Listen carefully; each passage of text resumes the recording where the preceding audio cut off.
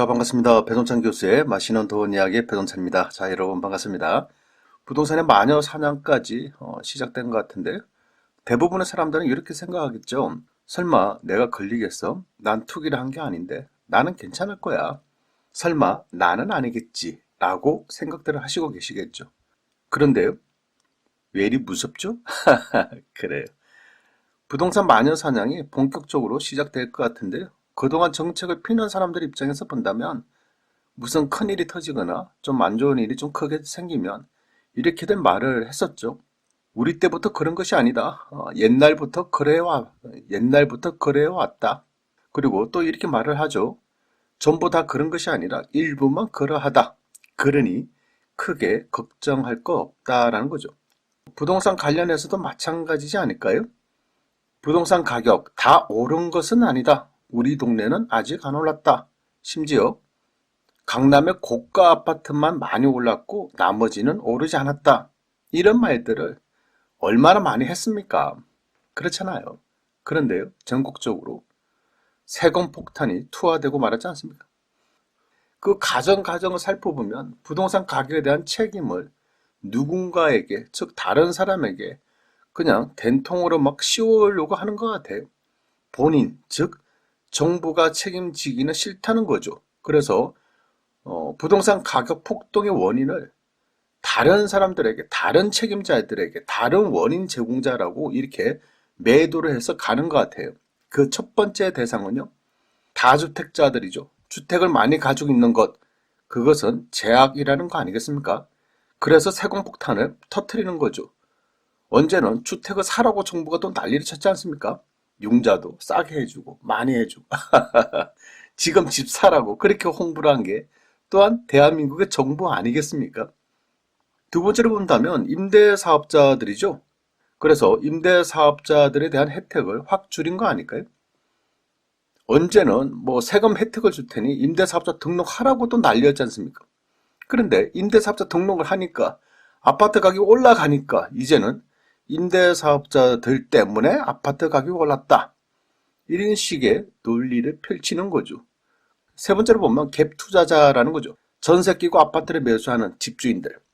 네 번째로 본다면 일부 투자 세력들인데요. 카페가 됐든 블로그가 됐든 밴드 유튜브를 통해서 세력들을 모으고 특정 지역을 공격을 해가지고 특정 아파트 가격이 상승한 이런 일부 투자 세력들에 의해서 전국에 있는 아파트 가격이 상승하였다라고 말을 하죠. 다섯 번째는요, 거짓 실거래가 신고. 한동안 막 전국적으로 떠들썩했지 않습니까? 그런데 이런 사람들이 많이 있을까요? 여러분 한번 생각 한번 해보세요. 이런 사람들이 과연 많이 있을까? 그렇죠. 정말 일부의 사람들이다라고 말씀을 드릴 수가 있겠죠. 여섯 번째로 본다면 이제 개발 정보를 이용해서 농지를 취득하고 부동산을 취득한 공무원들, 공사 직원들이 되는 거죠. 그런데 전국에 얼마나 많은 공무원들이 있습니까? 이런 공무원들이 다 이러한 행위를 하는 것은 또 아니지 않습니까? 더 놀라운 것은 그냥 전국에 있는 153만 명이나 된다는 공무원, 공공기관의 직원들까지 다 재산등록제를 시행한다는 거예요. 심지어 오늘 언론 기사에 의하면 어떤 지자체에서는요, 1가구 2주택 공무원들에게는 승진 제한까지 한다고 그러네요. 거의 뭐 마녀 사냥에 돌입했다라고 이렇게 말을 해야 되지 않을까요? 제가 보는 점은 그래요.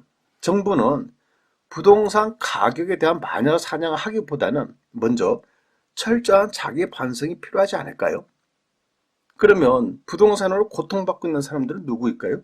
그 사람들은 아마도요, 집 없는 사람들이지 않을까요? 아니, 대한민국에 집 없는 사람들이 약 40%지 않습니까? 그런 사람들이 받고 있는 고통, 이거는 누가 책임을 지냐는 거예요. 집값은 턱없이 올라갔고요.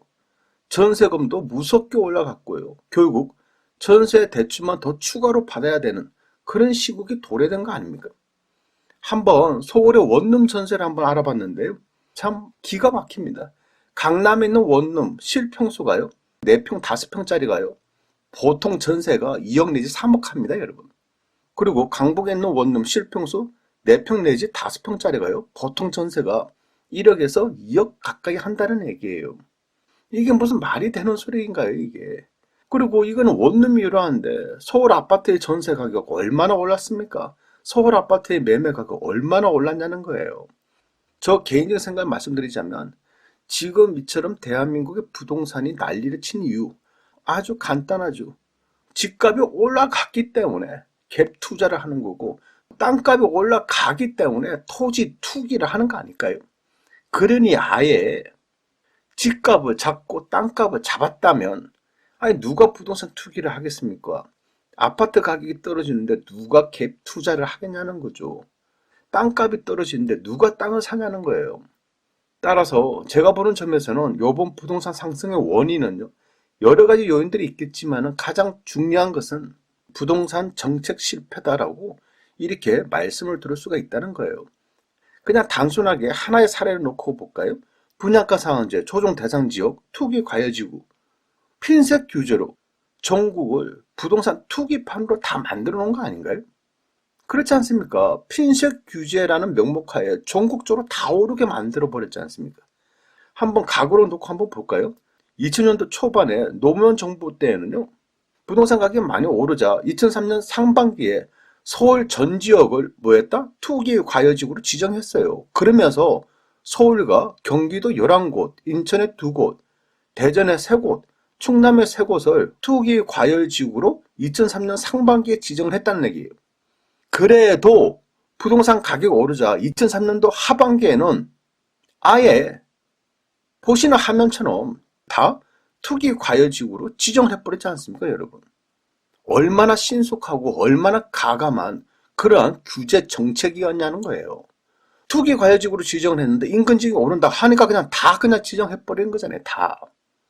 그리고 분양가 상한제도 마찬가지예요. 2006년도에 부동산 가격이 이렇게 오르자 2007년도 1월 12일 부동산 대책에서 분양가 상한제를 모든 민간 공동주택에 적용을 하게 되었다는 겁니다. 그래서 분양가 상한제 적용되는 지역을 핀셋이 아니라 아예 전국적으로 묶어버렸다는 거예요. 전국적으로. 이렇게 하니 2007년도 하반기부터는 버블 세븐 지역의 아파트 가격이 뚝 떨어졌지 않습니까? 그리고 2008년도 이후 금융위기의 영향까지 겹쳐서 부동산 가격이 안정됐죠. 결국 핀셋 규제는요. 강남이 오르면 목동 분당이 오르고 서울이 올라가는 거 아니겠어요? 서울이 오르다 보니까 이제는 저평가된 수도권이 오르고 수도권이 오르니까 광역시가 오르고 광역시가 오르니까 지방까지 다 올라가는 거 아니겠냐는 거죠. 돈의 도미노 현상, 투자처의 풍선 효과가 일어나 투기 가열지구로 벗어난 지역으로 투자세력들이 몰려가서 부동산 투기 바람을 일으키니까 전국에 있는 모든 아파트 가격들이 다 거의 뭐 다 상승했지 않습니까? 분양가 상한제도 마찬가지죠. 그냥 강남에 묻고 또 서울 일부를 묻고 하니까 건설회사들이 이제 강남과 서울에서는 아파트를 지어봤자 크게 수익 나기 힘드니까 광역시로 갈 거 아닙니까? 그러니까 광역시들이 갑자기 분양 가격이 급등을 했지 않습니까? 평당 1000만 원에 분양하는 게 평당 1500만 원 분양을 하고 이에 발맞춰 풍선효과, 돈의 도미노 현상까지 일어나가지고 전국의 아파트들 가격이 상승했다라고 봐야 되겠죠. 한국감정원의 2021년 3월 다섯째 주 주간 아파트 가격 동향을 놓고 볼 때요. 한번 요 그래프를 한번 보시죠. 빨간색 부분이 좀 많이 오른 지역인데 경기도와 인천광역시라는 거죠. 한번 보세요. 인천 전통적으로 부동산 가격이 좀 마지막으로 오르는 지역이 거의 뭐 인천이었지 않습니까? 그런데 요즘 인천이 이처럼 달리고 있다는 얘기고요. 그리고 경기도 지역에서는요. GTX 지역과 그동안 상대적으로 저평가되었던 경기도 좀 외곽 지역들 있지 않습니까? 그러니까 규제를 벗어난 지역으로 돈이 막 흘러간다는 거예요. 그러다 보니까 경기도의 외곽 지역까지도 부동산 가격이 꿈틀거렸다라고 말씀드릴 수 있을 것 같고요. 여기에다가 경기도 밑으로 충청남도의 부동산 가격 또한 꿈틀거리고 있다는 얘기예요. 천안 일부 지역이 초정 대상지역으로 묶였죠. 그러니까 이제는 아산에 오르는 거 아닙니까? 아산에 오르니까 또 아산 인근 지역의 또 부동산 가격 그런 지역까지도 이제 꿈틀꿈틀 거린다는 거예요. 그러니 전국적으로 부동산 투기 광풍이 불 수밖에 없는 거 아니에요. 그러니 묶으려면 아예 그냥 전국적으로 다 묶어버려야 된다는 거예요. 방법이 없어요. 이러한 의미에서 볼 때 제가 보기에는 그렇다는 거죠. 현재 부동산 가격 상승의 책임은 다주택자들이나 일부 투기 세력들이나 시세나 호가를 올리는 사람들에게 책임이 많이 있는 것이 아니라 이들을 제대로 컨트롤하지 못하고 부동산 가격이 언젠간 떨어지겠지라는 이처럼 안일하게 대처한 정부의 잘못이 더 크다고 저는 생각합니다. 무엇보다 설령 정부 본인의 잘못이 없다고 하더라도 최소한 본인의 잘못이라고 생각하는 내 탓이오, 내 탓이오, 내 탓이오라는 그런 생각을 왜 한 번쯤은 못하는지 좀 답답하다는 거죠. 그건 그렇고요. 다음 부동산 마녀 사냥은 아마도 기획부동산이 될 것 같아요. 아마 기존에 축적된 데이터들, 즉 기획부동산에 관련된 데이터들이 얼마나 많겠습니까? 뭐 검찰이 됐든 경찰이 됐든. 또한 지금 기획부동산 관련해서 피해 사례들을 막 모으고 있지 않습니까? 그러니 한번 모아서 한꺼번에 크게 터뜨릴 것 같아요. 왜냐? 그래야지 좀 민심이 사그라지지 않을까요? 결국 이러한 시국에는요. 조심하시고 또 조심하셔야 돼요. 이상까지 배종찬 교수의 맛있는 도움 이야기였습니다. 감사합니다.